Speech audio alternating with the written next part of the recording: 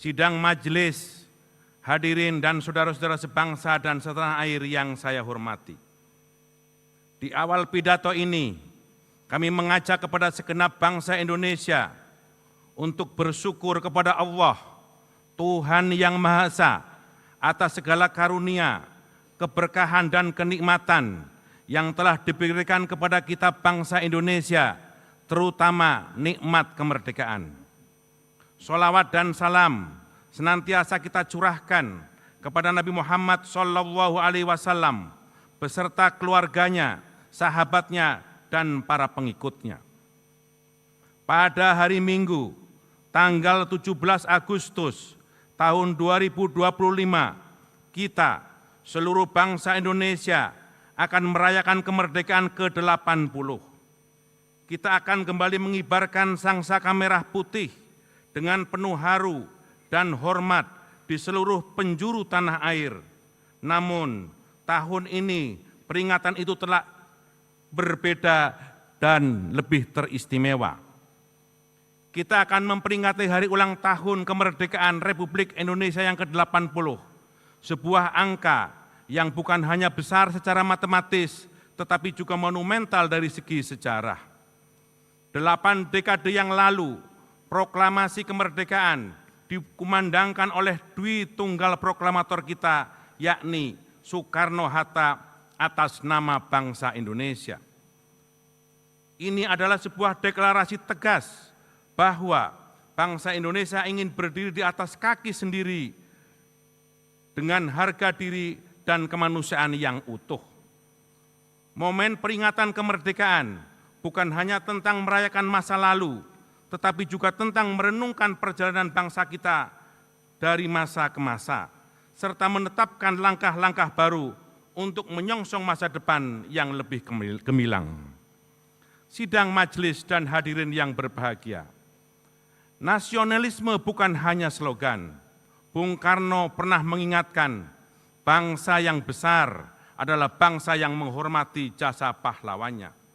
Namun, beliau juga menekankan bahwa penghormatan bukan semata dalam bentuk monumen dan upacara, tetapi dalam kemauan kolektif yang terus melanjutkan cita-cita para pendiri bangsanya. Kemerdekaan itu bukan pencapaian akhir, melainkan pintu menuju kerja keras dan pembaharuan tiada henti. Itulah yang diingatkan oleh Bung Hatta tentang kemerdekaan kita. Dalam kepemimpinannya, Presiden Prabowo Subianto, di tahun pertama ini, kita menyaksikan tekad yang kuat untuk mengamalkan spirit dan pesan tersebut, yaitu untuk menjadikan Indonesia negara besar dan kuat yang bukan hanya sanggup bertahan, tetapi kompetitif dan berdaulat di pentas dunia. Arah pembangunan kembali diletakkan pada kemandirian pangan, ketahanan energi, pertahanan nasional, dan keunggulan teknologi. Program-program hilirisasi, pembangunan wilayah perbatasan, digitalisasi pelayanan publik, serta penguatan UMKM menjadi motor penting untuk menciptakan ekonomi yang inklusif dan tangguh dalam menghadapi ketidakpastian global. Kita patut bersyukur atas pencapaian dalam program pemerintah yang layak dicatat dan kini telah mulai dirasakan manfaatnya. Makan bergizi gratis, program ini bukan sekedar memberi makan, tetapi sebuah investasi besar bagi masa depan bangsa. Kita tahu gizi buruk, stunting adalah masalah serius kita. Melalui program ini, pemerintah memastikan setiap anak Indonesia mendapatkan akses pada makanan bergizi sehingga mereka bisa tumbuh sehat, kuat, dan cerdas. Lebih daripada itu, program ini telah menjadi penggerak ekonomi lokal dan instrumen pemerataan ekonomi. Demikian juga dengan program Koperasi Merah Putih. Koperasi Merah Putih adalah alat perjuangan ekonomi rakyat untuk menjadi kuat secara ekonomi. Gerakan strategis ini bertujuan membangun ekosistem ekonomi desa yang modern dan berpihak kepada rakyat kecil. Sekolah rakyat adalah jawaban strategis untuk mengatasi pemerataan pendidikan. Sekolah ini hadir khusus bagi anak-anak dari keluarga yang kurang mampu, yang selama ini sulit mengakses pendidikan yang berkualitas. Sekolah rakyat menjadi jalan keluar yang membuka kesempatan bagi setiap anak bangsa untuk meraih masa depan yang lebih baik. Program pemeriksaan kesehatan gratis merupakan wujud komitmen pemerintah untuk memastikan setiap rakyat memiliki hak atas tubuh yang sehat. Dengan pemeriksaan gratis dapat mencegah penyakit sejak dini dan memastikan masyarakat mendapat pelayanan yang layak. Dengan kata lain, kita kini telah melangkah pada jalur yang benar. Sidang majelis dan hadirin yang berbahagia, pada momentum peringatan ke-80 kemerdekaan Republik Indonesia, ternyata kita hidup di dunia yang masih penuh dengan penderitaan dan kehilangan. Di tengah kebahagiaan kita, jutaan manusia di belahan bumi lain justru kehilangan hak-hak dasarnya, yakni hak untuk hidup, hak untuk memiliki rumah, bahkan hak untuk menyambut masa depan.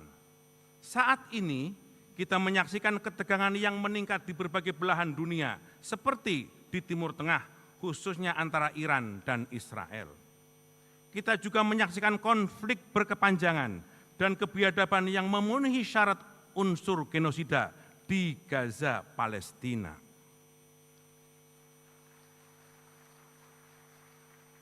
Hampir 100.000 nyawa melayang, mayoritas mereka adalah perempuan dan anak-anak, dan rumah sakit serta sekolah hancur menyisakan puing-puing keputusasaan.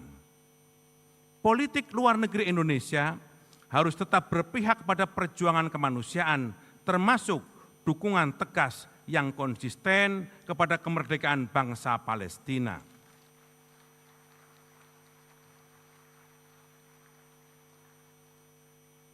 Kita telah membuktikan komitmen itu melalui berbagai forum internasional seperti Konferensi Asia Afrika, Gerakan Non-Blok yang menjadi monumen internasional dan kini menjadi inspirasi bagi banyak bangsa-bangsa di dunia.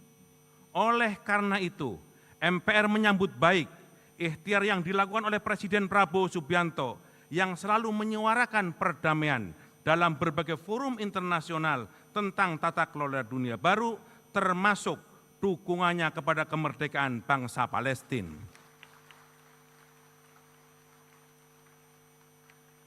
Sebagai negara yang berpengaruh di ASEAN, kita mendorong untuk menjadikan kawasan ini menjadi kawasan yang damai dan saling menghormati kedaulatan bangsa dan negara-negara anggotanya.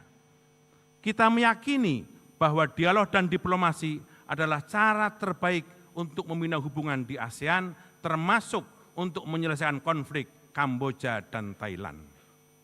Indonesia tidak hanya lahir untuk dirinya sendiri, tetapi juga sebagai inspirasi bagi bangsa lain yang memperjuangkan kemerdekaan dan martabat kemanusiaan. Tekad luhur itulah yang dirumuskan dalam konstitusi dengan visi kemanusiaan yang mulia dan menggetarkan dari Bapak Ibu pendiri bangsa kita, yang kemudian ditegaskan dalam pembukaan Undang-Undang Dasar Negara Republik Indonesia tahun 1945, yaitu kemerdekaan adalah hak segala bangsa, dan oleh sebab itu penjajahan di atas dunia harus dihapuskan.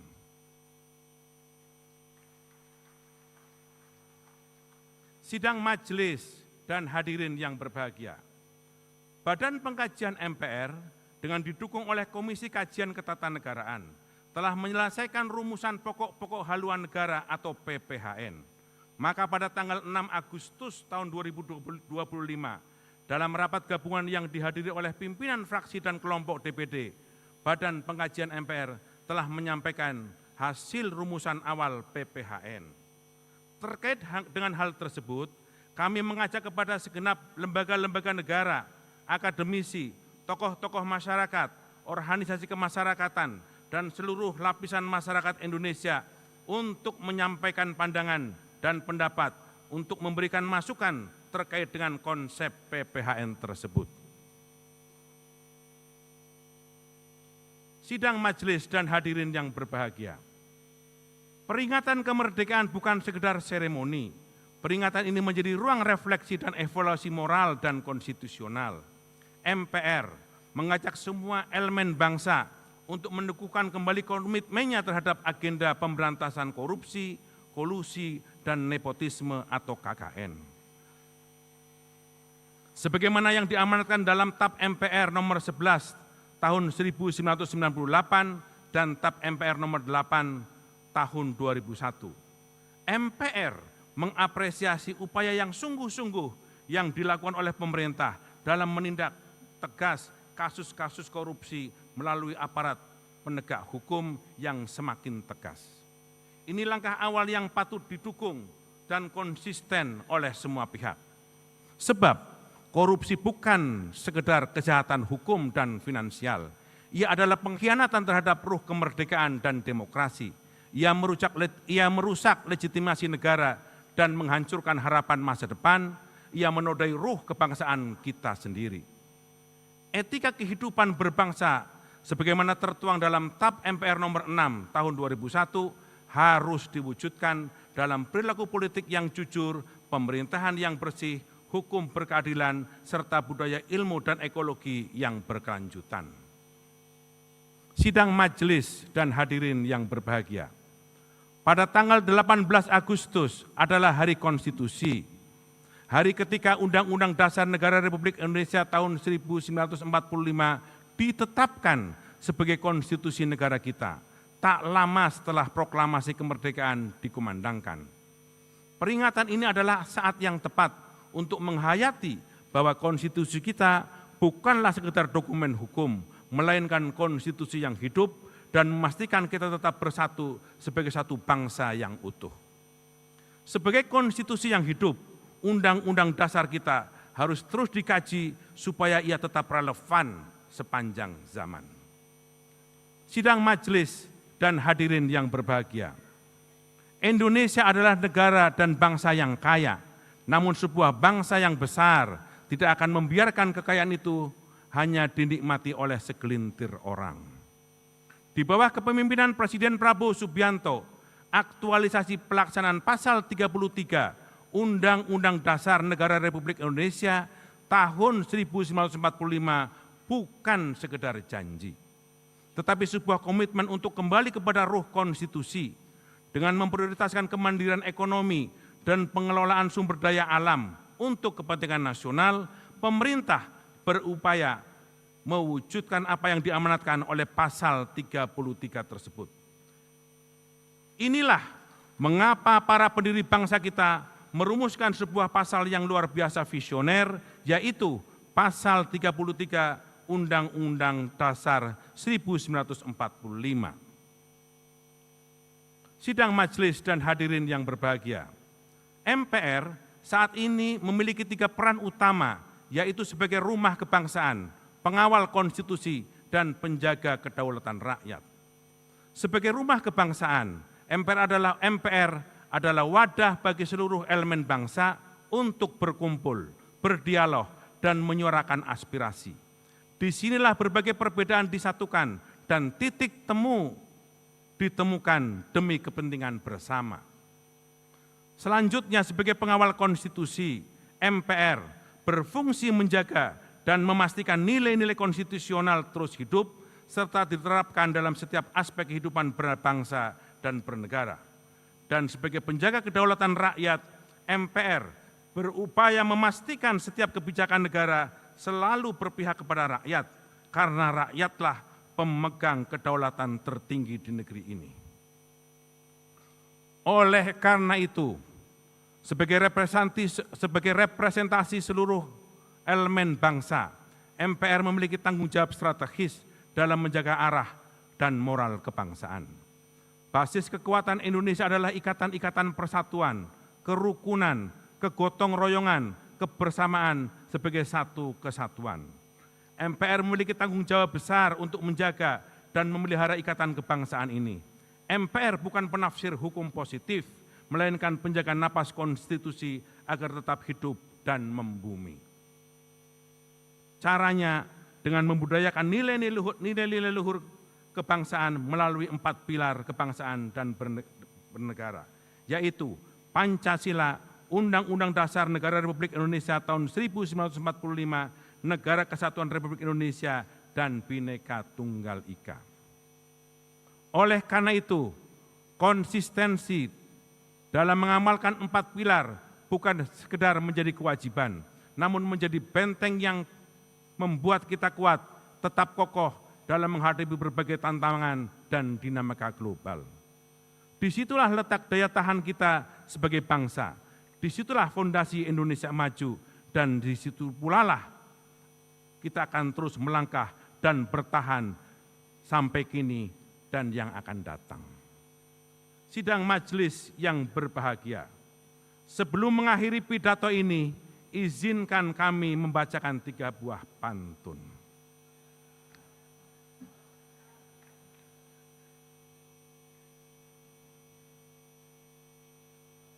Makan gratis untuk para siswa.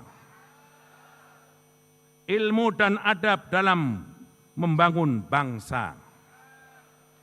Nasionalisme kita kobarkan dalam jiwa untuk menuju Indonesia Raya.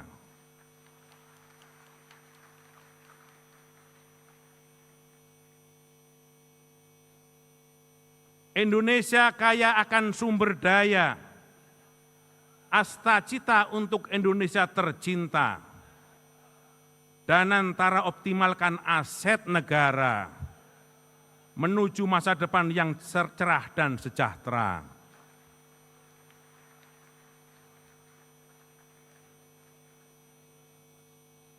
Koperasi Merah Putih pondasi ekonomi, gotong royong dan kekeluargaan yang hakiki.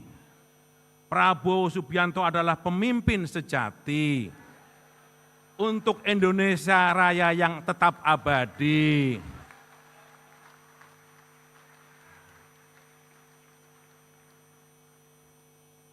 Dirgahayu Negara Kesatuan Republik Indonesia ke-80, bersatu berdaulat, rakyat sejahtera, Indonesia maju, merdeka!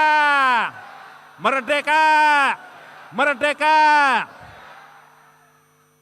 Selanjutnya kami serahkan kepada Ibu Ketua DPR untuk melanjutkan memimpin sidang ini.